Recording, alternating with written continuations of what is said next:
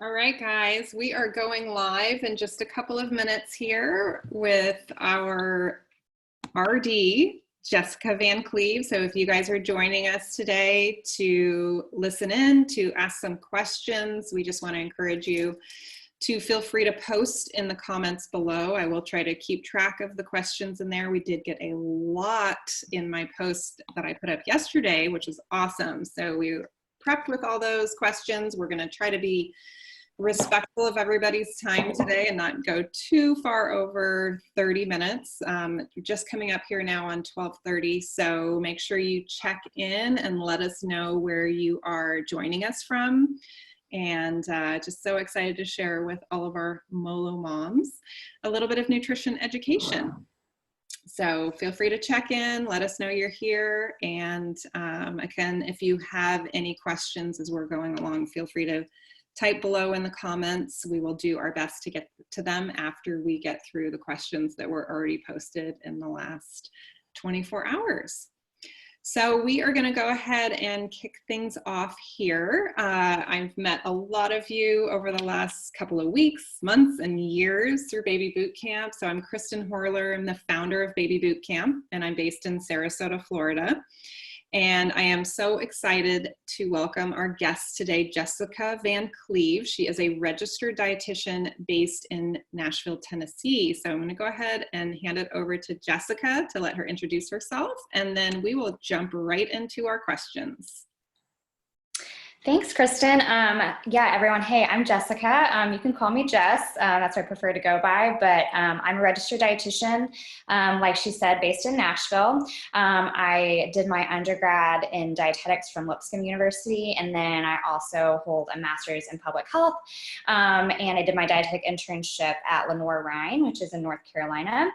I have spent the last 7 years practicing as a dietitian, moving around a couple of different times and finally settling back in Nashville. So I'm really glad to be here with my family. I've got 2 kids. I have a almost 3-year-old and then an 8-month-old. So very busy, but it's super fun. And I recently opened up my own private practice. So I'm actually here in my home office right now.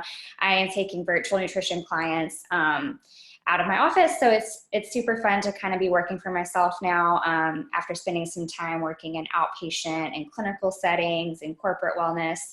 And kind of my area of specialty, or where I practice from, is if you've heard of Health at Every Size before. So Health at Every Size just means that I support people of all body sizes in caring for themselves and finding healthful ways to move and healthful ways to nourish themselves without focusing on weight loss. And then I'm also a certified intuitive eating counselor. So intuitive eating, I don't know if you've heard of before, but is a set of 10 principles helping you to kind of ditch the diet mentality, finding ways that you want to care for yourself, thinking about hunger and fullness. So it's a really it's kind of like the non-diet approach to nutrition. So it's a little bit different than maybe some dietitians that you've met with before or seen before. So hopefully I'm going to take the questions that were submitted and take them from kind of a perspective that I might treat my clients with. So hopefully it's different, but also in a good way different. So. That's wonderful. Well, thank you for sharing a little bit more about yourself and your family with us. I think that a lot of what you do as a mom and as a dietitian resonates with us and our mission of inspiring strong moms. So we just want to thank you so much for being here and sharing some of your expertise. One of the things that I have learned over the years, so you may not know this, Jessica, but before becoming a fitness professional, I went to culinary school. So I wanted to really learn, about the culinary arts, and worked in that industry for a while. Found out how toxic it is after a few years, and joined the fitness industry. And then about 5 years ago, went back and got my master's in nutrition. I actually elected not to become an RD. And so if people are wondering what is the difference between me or someone with a master's degree in nutrition as opposed to you with a registered dietitian, how would you answer that question?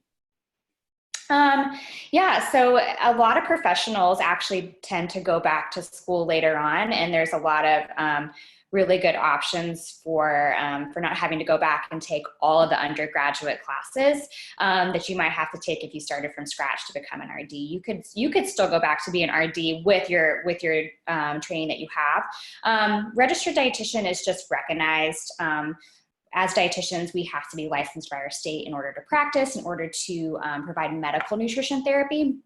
So I would say to someone, if you wanted personal, individualized care, especially if you have a chronic disease or illness, I would seek out a registered dietitian for that, that can work with your medical staff. So say your physician or your therapist, for example. But lots of people can go back to school now and learn things about nutrition that I think can be really helpful and provide information to people. But I always tell people, look for those dietitians if you're wanting that individualized care, especially if you want someone to look at your lab values, your medical diagnoses, that type of thing. They're registered and they're licensed by their state. So yeah, and that's great feedback. One of the things that I also say to people if they're coming to me for nutrition coaching is I am not a medical professional. If you need a medical professional, if you're on any sort of medications, you're type 2 diabetic or type 1, any sort of chronic healthcare issue, I've got to refer you out to an RD. I'm not going to run blood panels or review that or give you feedback on your cholesterol, which is why my background as a chef is, it's really about real food and what we're putting on our table and how we're feeding our kids. Not to say that you don't specialize in that too. You just have a different level of education experience. So there's a time and a place, right? Yes, absolutely. Yeah. I always like to tell people I'm a dietitian, but I'm not a chef. So, and some dietitians are, and they're really good at cooking and have great recipes, but I'm not one of those. So yeah.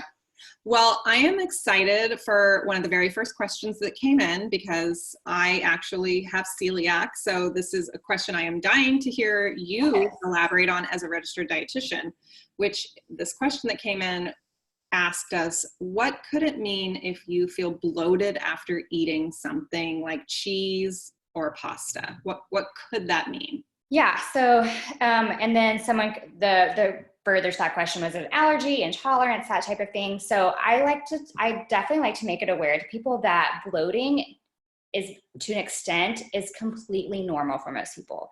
So unless it's accompanied by discomfort or pain or other GI distress, so say like constipation or diarrhea, when we bloat a little bit, that's normal. We grow up in a society and a culture that tells us that like our stomach should be flat all the time, but if we're eating things and we're a little bit bloated afterwards, it's totally normal.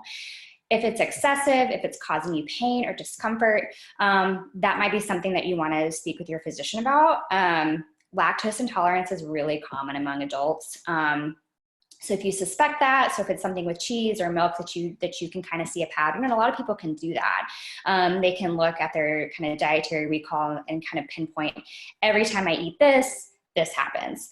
That's really the best way to kind of go about identifying intolerances and things like that.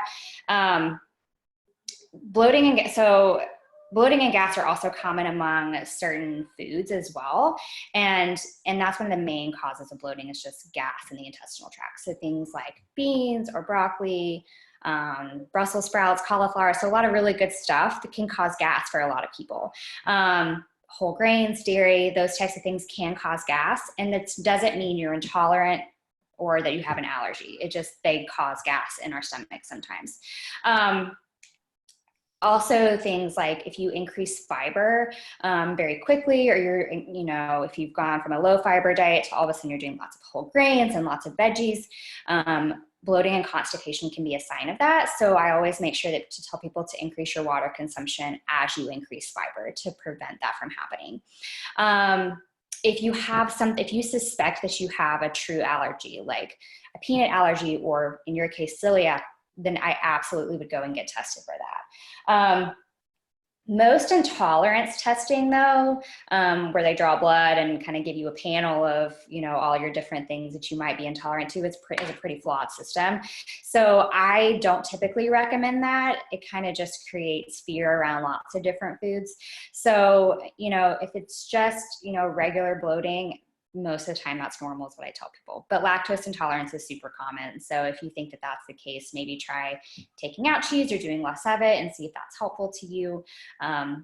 But if you suspect that you have something like celiac, definitely absolutely go get tested for that before you start eliminating gluten or other things from your diet, because that can also cause the test to come back negative if you've already started decreasing gluten in your diet. So the biggest thing is seek out professional help if you think it's something more than just gassy foods. Yeah, that's really great feedback. Wonderful.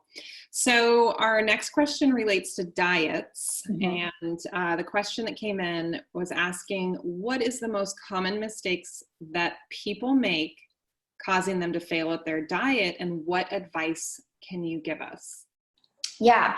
So this question, I'm going to go ahead and kind of start off by saying, kind of reiterating what I started off at the beginning when I introduced myself, is I practice from a non-diet approach. And that means that it doesn't mean non-diet per se for celiac if you have a disease state that requires you to follow a specific diet.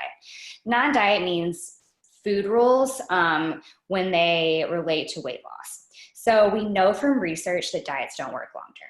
We know that. Even if you've seen stuff that says that it does, it doesn't for the most vast majority of people. So the answer to my question when people ask me that is, you did not fail the diet. You did not fail the diet. The diet failed you. We don't have diets that produce long-term weight loss and long-term success. We just don't. So like I said, that does not include for medical conditions, and restriction causes increased preoccupation with food in general. So if your specific diet is low carb, for example, and you are restricting carbs during this diet, that can cause preoccupation with food, leading to increased thoughts about that food. And then ultimately we give into that food and we think we failed the diet, when that just really isn't the case. So kind of retraining our minds to not think of things as diets, to think about things that make you feel better, make you move better, make you perform better, things that you like, because none of us can stay on a diet long-term. Even if we had one that worked, thinking about spending the rest of our lives adhering to a specific diet, if we don't medically have to, I think is the best way to approach that. So hopefully that was helpful. You know, I love your no diet approach. I really do. I grew up with a mother who was on one, Jenny Craig, she'd lose 40 pounds and then she'd gain 50 when she started eating normal food again, right? And then after that, it was Weight Watchers. And that was probably the best for her as far as learning how to eat real food. Mm-hmm. But I think that's what really started my interest in cooking and in nutrition, and then leading into fitness, was the fact that, I'd watch her at the dinner table eating this sad meal she was not excited about, and then serving the rest of us, whatever she had made for dinner. Usually it was a casserole. I hate my food mixed together. So, I think that I just love your approach of, not focusing on diets. Yes, we're looking at our overall nutrition, right? Or dietary nutrition, but getting away from that mindset, because diets don't work. I agree with you completely. So our next question that came in, I love, because I have a vegetarian husband, and both my kids have been vegetarian for a few years. Now that they're in high school, they're not sure what they're doing. I am not, but with my husband being vegetarian, we have a lot of plant-based meals in our house that are also gluten-free. So the question is, meat versus plant-based product, or animal products versus plant-based products. Are meat alternatives really healthier, and why is meat getting a bad rap? Yeah. So again, kind of context here, I think is the thing to think about. So are plant-based products in general healthier? Not necessarily. Increasing your consumption of fruits and vegetables and other plant sources is always a good idea, unless that's triggering for you if you have an eating disorder or something like that. So yes, increasing our plant consumption is always a good idea. Lots of great vitamins and minerals that we get from that. Lots of good fiber, lots of good protein.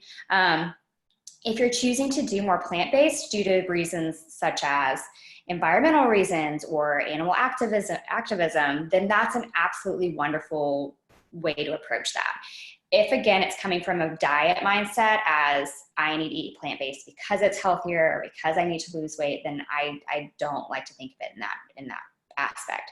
But if you want to do plant-based, there's absolutely no reason not to, especially if you enjoy it. If you don't like it though, if you've tried plant-based products and they taste terrible to you and you don't like them, there's really no reason to do it. We actually have research that shows us that we absorb vitamins and nutrients and minerals better from foods that we enjoy than foods that we don't enjoy, even if they have a fair amount of vitamins and minerals in them. If we're not enjoying them while we're eating them, then it's not really all that beneficial to us. So yes, meat gets a bad rap. You'll see lots of different kind of conflicting research on this. If you feel like you want to do less and it makes you feel better, I think that's an absolutely great way to think about it. But I can't say that all plant-based products are necessarily going to be healthier than their meat alternatives, unless you have kind of a moral reason for your wanting to go plant-based. We could say the same thing about gluten-free products too, though, right? Yes. Unless you have a reason that you need to go gluten-free, yes. There are a lot of junk foods out there that are gluten-free versus you could opt for, I'm trying to think, we have like a brown rice quinoa pasta versus a whiter wheat pasta. And that's just has to do with our allergies and intolerances in our household. So yeah. So the biggest thing is just to think about, why are you doing it? What is the mindset behind it, I think. Right. Yep. Absolutely. All right, our next question. This is such a great one. I hadn't even thought about this, but it relates to hydration. So does sparkling water have the same hydrating effect as non-sparkling water, so still water? Wondering if my daily dose of LaCroix is helping or hurting my hydration. Yeah, this question is great. My husband has a LaCroix. I say addiction, but he loves LaCroix. We have them all the time in my fridge. I have one on occasion, but yes, sparkling water and most other fluids in general, honestly, are hydrating. I know people don't like to say it, but things like juices and milk and even sodas, they're hydrating. They're all hydrating. Other than things like alcohol and coffee, those are diuretics. Most of your other fluids are hydrating. So especially LaCroix, I know is sodium free. It literally is just water. Kind of tying it back into that bloating question though, anything carbonated can sometimes cause bloating or GI distress for people. So not that that has anything to do with how hydrating it is, but just note that still water is not going to do that versus LaCroix or sparkling water. But there is a chart called the hydration index, and you can look that up. I actually just looked it up today when I saw this question. I didn't know it was out there, but it kind of compares everything to still water and kind of shows how hydrating they are. So your LaCroix, totally fine. The only reason you'd want to maybe limit a sparkling water that has sodium in it, because some of them do, is if you are watching your sodium intake for a reason such as like heart disease or something like that. So I know LaCroix is sodium free. Some of the other ones I know have other ingredients in them. But as far as it's hydrating, you're totally cool with that. So that is great to hear. And thank you for bringing up that point about bloating or indigestion, because I know people who are very sensitive to that and they can't do sparkling water or sparkling beverages because of that reason. And if you don't mind sending me that link, I'd be happy to share it. Yes, I'll totally do that. So thank you. All right. And actually, I had a little segue into this because the next question relates to sucralose and other artificial sweeteners. How much is too much? But I want to kind of jump back to the sparkling water question too, because I love LaCroix, I love Pellegrino, I love sparkling water, but you do need to read your labels, because some sparkling beverages that are, free or 0 calories have a lot of artificial sweeteners added to them. So that is something to be aware of, depending on what you're drinking. So let's get back to the question, which is related to artificial sweeteners. How much is too much? So this question there's not a definitive answer. I don't know the article off the top of my head or the source, but the upper limit for artificial sweeteners I know is extremely high. An amount that I've never seen anyone consume. Like I can't give you the exact amount, but I can guarantee nobody in this audience is consuming enough that it would be detrimental to their health. All artificial sweeteners on the market are what we call, are listed as GRAS. It means generally recognized as safe. So they've all been tested. They're all, like they say, generally recognized as safe. You would have to consume an extremely high amount for them to be detrimental to your health in any way. So really I can't give an exact how much is too much, but think about your reasoning for doing things with artificial sweeteners in them or for using it in the first place. I kind of keep going back to that when I'm answering these questions is it diet mentality? Do you feel that you can't have the regular sugar version, so you're doing an artificial sweetener in place of it? Might you consume less or feel more satisfied if you actually just had some real sugar or honey versus the artificial sugar that you're ingesting?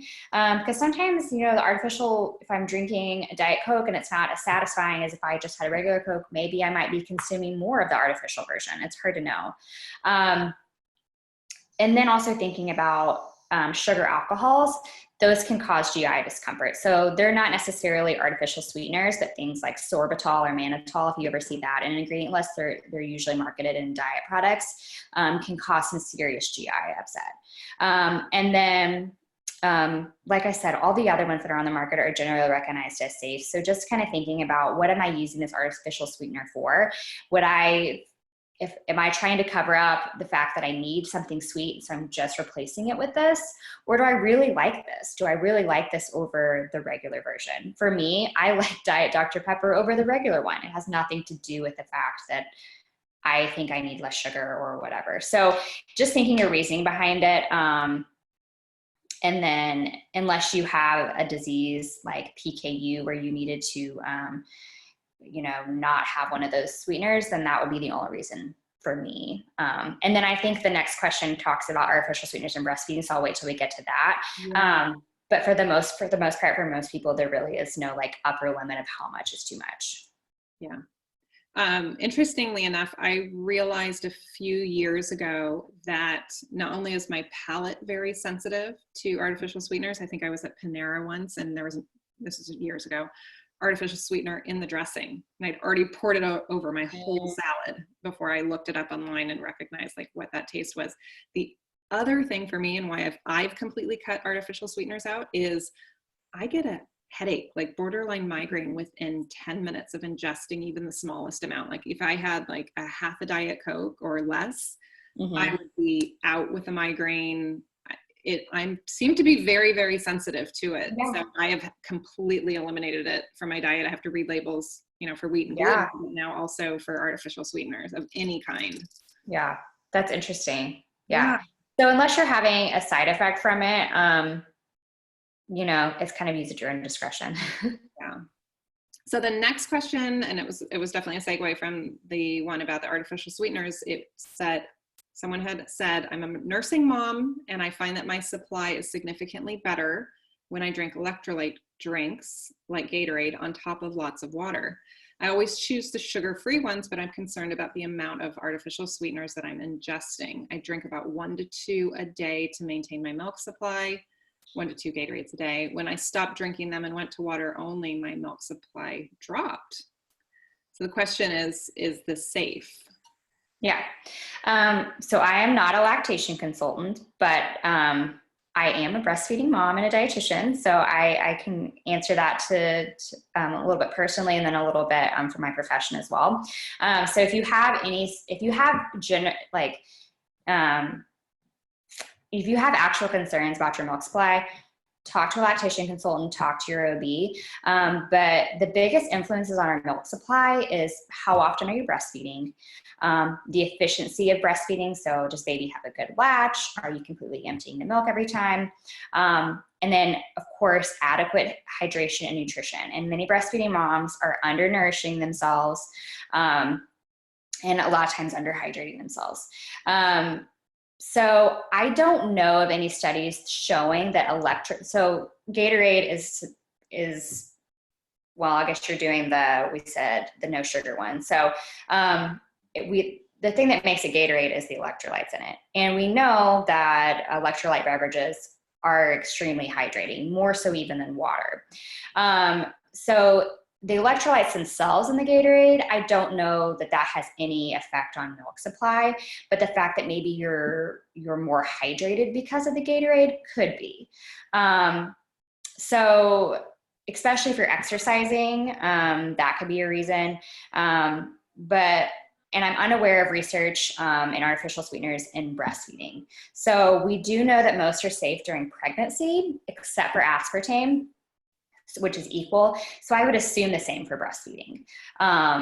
If they're safe in pregnancy, I would assume safe for breastfeeding as well. So I wouldn't be concerned with artificial sweeteners, but if you want to switch to regular Gatorade, you're going to get some extra calories in there, which also could help milk supply as well. But if it helps you and you feel like it's helping your milk supply, I don't see anything wrong with that. Do you personally use electrolytes since you're breastfeeding? I do not, no. I'm really, I'll be completely honest, I am horrible with hydration. That is one of my biggest faults, is that I am not adequately hydrated a lot of the time. And I can definitely tell that that is a huge influence in milk supply, just personally. So if you feel that it's making you more hydrated and keeping your milk supply up, then I would say keep doing it. So I drink, I'm not kidding, there are 5 containers over here, 4 of which are empty, like this size. I drink an insane amount of water. I always tell people, if you can't find me, I'm probably in the bathroom. Yep. So I drink a lot of water. I drink tea, black tea or green tea up until about noon, and then I have to shut off the caffeine. It affects my sleep that much. But I do find if I am having a hard time drinking water during the day, also keep in mind it's kind of humid like all the time in Florida, 79 degrees right now. Yeah.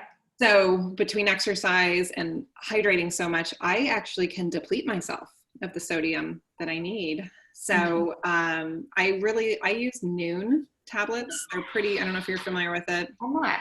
Pretty clean product. It's 15 calories. It's a little tablet and it comes in a tube. I can share the link if anyone's interested in knowing where to get it, like from Amazon. I like it. A lot of the, athletes I know use it. But sometimes during the day, if I'm just thirsty, I'll have that. As far as ingredients go, I'm pretty happy with it. Yeah. But I'm always curious to know like what people are using. Sometimes headache, I might just put a pinch of like Himalayan salt under my tongue. That works too.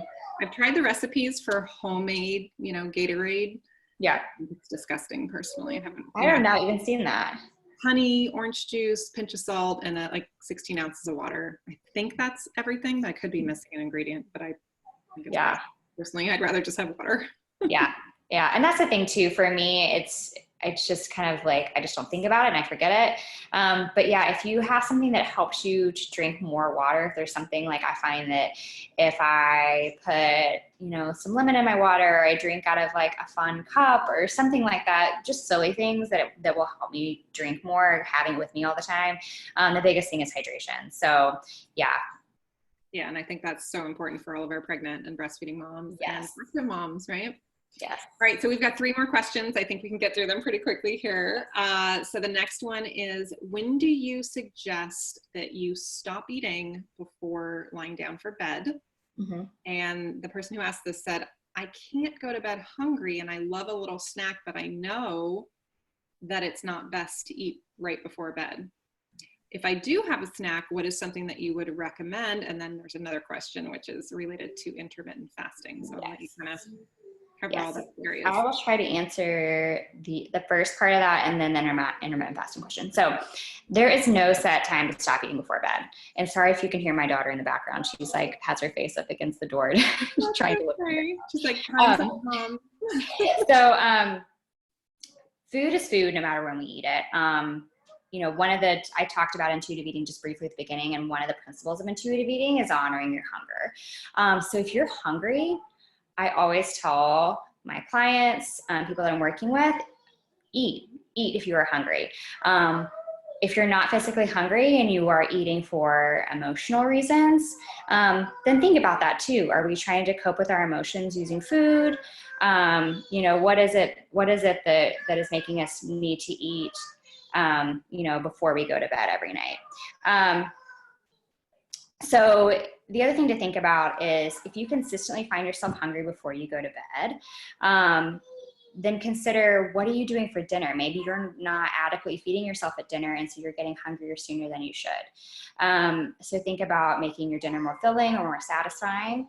And then also, how late are you staying up? So if I eat dinner at 6, but I'm staying up till midnight, that's 6 hours I'm going without food, and I'm very likely to get hungry before I go to bed. So that is completely normal. So planning a snack before bed, I honestly typically do have a little snack before I go to bed. If I go to bed on an empty stomach, I find that I wake up in the night and I'm hungry. So again, just think about, are you physically hungry, or is it emotional? Is it mindless? Do I just feel like I need to associate it with watching TV, which is normal too? And then just honoring your hunger if you're physically hungry, and kind of getting rid of that food rule that you shouldn't eat before you go to bed. Just before we wrap up that question, I do remember when I was breastfeeding, waking up in the middle of the night, starving, like I was going to chew my arm off. I'd have like a yogurt or something small so I could even get back to sleep after nursing the baby. But, my question for you relating to that is that okay? I mean, we've got a lot of breastfeeding moms here. Yes, absolutely. Especially if you're feeling, like I said, a lot of breastfeeding moms are undernourishing themselves anyway. So if you're actually feeling physically hungry while you're breastfeeding, then you need to eat. If my baby wakes up in the night, I often will get something to eat on my way back to bed. So it could be like chocolate milk, something with some carb and protein that's going to keep you full and satisfied. And those things are really filling. I find that to be more helpful than if, say, I have like popcorn or something before I go to bed. That typically doesn't keep me full and satisfied as much as something a little more dense. Even something with a little fat will help.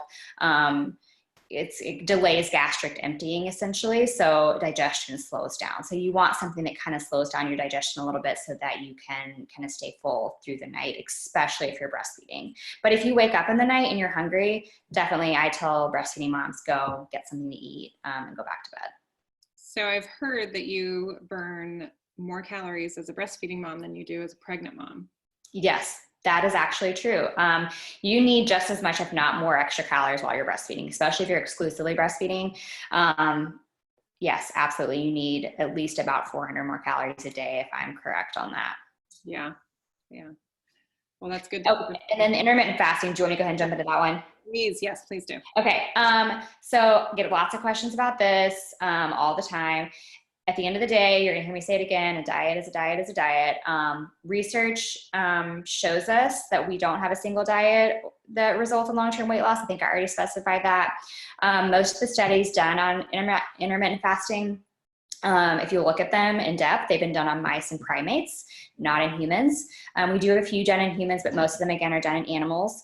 So although there have been some promising results, you have to remember that these studies are done in a lab setting on animals. They're not done in the real world on people.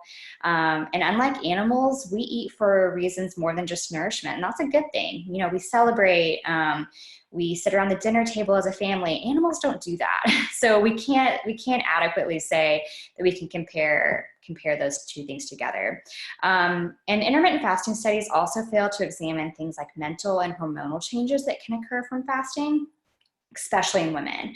And I read this from a fellow dietitian who kind of surveyed women who had done intermittent fasting, and a majority of them said that they lost their menstrual cycle completely doing it. And dieting is the #1 cause of the onset of an eating disorder. So, in my opinion, the risks outweigh the benefits. We do have some promising things that show, brain health and blood sugar improvement and things like that. But if it's causing you, mental disturbances and making your lifestyle change to such an extent that you can't enjoy things like you used to, if it's changing things hormonally for you, especially as a woman, then I say that it's not worth it. I want to live longer, but I also want to make sure that I'm enjoying it while I'm doing it. And then you also have to look at the studies, and most of them just aren't done on humans. So we can't say for sure that those results would also be the same in us. Yeah, and I think I just want to really caution our pregnant moms, our breastfeeding moms that, this is not something that we recommend. It's one thing if you have a 4-year-old or older, you're not pregnant, you're not breastfeeding, you're not trying to get pregnant, and you want to not snack, after you have dinner at 6 o'clock or 7 o'clock. Right. That's a very different thing that we're talking about. So Yeah. well, thank you for sharing your insight into that, because there are a lot of studies and it is all the rage right now. Definitely. Yes, it is. All right, we got 2 more questions here. The next one has to do with fruit, which I love fruit. And the question is, some people are either eat all the fruit you want, don't worry about the sugar, or sugar is sugar, even if it comes naturally from fruit. So what's the deal, Jessica? Yeah. So, I mean, it is true. Sugar is sugar. That, wherever it comes from, it is sugar unless it's an artificial sweetener and is pretending to be sugar. But unless you have diabetes, our bodies do a really good job of regulating our blood sugar. And if your body's not regulating your blood sugar properly, then you might have something like diabetes or prediabetes, and that would be something to talk to your physician about. Another principle of intuitive eating is to make peace with food. So if we take the good or bad mentality of food, we often make the best choices for ourselves without someone having to tell us. So a lot of times we think, if I say I can, eat as much fruit as I want, I'm going to eat all the fruit in the world. And usually that's not the case. Fruit is more than just sugar too. It's not, we can't look at food and just say this is just a carb or just a fruit or just a protein, or just a sugar, or just a protein. It has vitamins, it has minerals, it has fiber, it's got lots of great stuff in it, and fiber slows digestion of the sugar. So it does not affect your blood sugar as rapidly as, say, just consuming a spoonful of sugar. So although sugar itself is sugar, the form it takes in different foods is different. And I am never one to say limit your fruit intake unless you have diabetes and you are monitoring your total carbohydrate to keep your blood sugar under control. But for most people, that is not an issue unless you have a blood sugar problem. So hopefully that answers that question.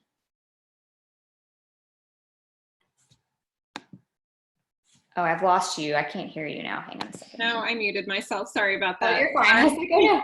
That was great. Thank you for that response. All right, we've got our last question before we wrap it up here. So obviously whole food nutrition is best, but when you have veggie resistant toddlers, or in my case, teenagers, how beneficial is veggie enhanced foods like dried pastas and snacks, like even veggie straws? Yeah. So I have a toddler right now.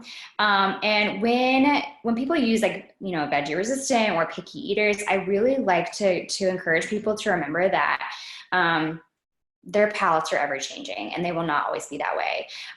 So always just keep offering. Don't push and don't pressure them to eat their vegetables, but always offer.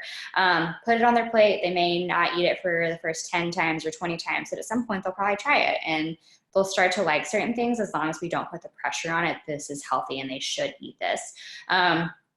Trying to trick our kids into eating vegetables is usually not helpful. They don't, we want them to learn, to grow, to like vegetables. So I think I wrote a blog post recently, I think should be posted soon. It kind of talks about feeding the whole family. And I do talk about offering different foods to kids and how that goes and just being an example. So eating them yourself, just letting them see you doing that, getting them involved in cutting and preparing the meals will, they'll be more likely to try things, and then just keep offering. There's nothing wrong with trying out veggie enhanced dry pastas and things like that. But a lot of times they're not usually any better or any more nutritious than their like whole grain versions. So, veggie enhanced pasta versus like a whole grain pasta, you honestly might just be better off doing the whole grain pasta as far as things like fiber and protein goes. So nothing wrong with it, but I still would just encourage just keep offering.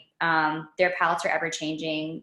One day my kid, Catherine, she's the one that's almost 3. She wants to eat carrots all day long. Some days she only wants to eat macaroni and cheese. And so just kind of taking that good and bad out of the food for them and just offering, and they'll decide kind of how their palates will like to go. And they're little adults, they're little people, they have likes and dislikes as far as foods go. but just keep offering is my biggest kind of take with that, is just keep putting it on their plate, even if they don't touch it for a while. So.